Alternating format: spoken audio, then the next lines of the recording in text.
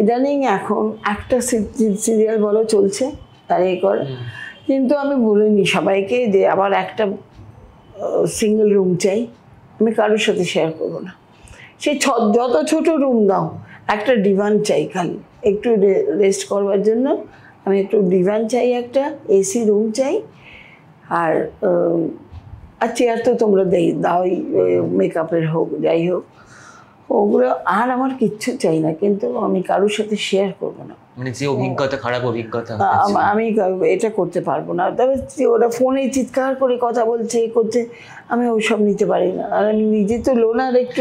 আপনাদের সময় তো আপনারা যখন নতুন হয়ে এসেছিলেন ইন্ডাস্ট্রিতে, তখন তো আপনারা একজনের চেয়ার, মানে সিনিয়র কাউকে আসছে আপনি চেয়ার ছেড়ে দিতেন, আমরা চেয়ার অফার করতেন একদম। এখন সেটা একেবারেই নেই।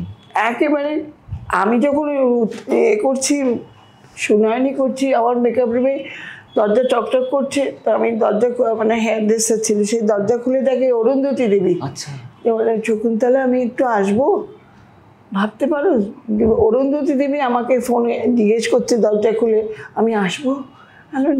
আমি তাড়াতাড়ি উঠে, দিদি আসুন, প্রণাম করলাম, গিয়ে দিদি আপনি জিজ্ঞেস করছেন বলে তারপরে আমার বাথরুমে গেল। এই জিনিস এখন কোথায়, এখন তুমি ভাবতেই পারবে না।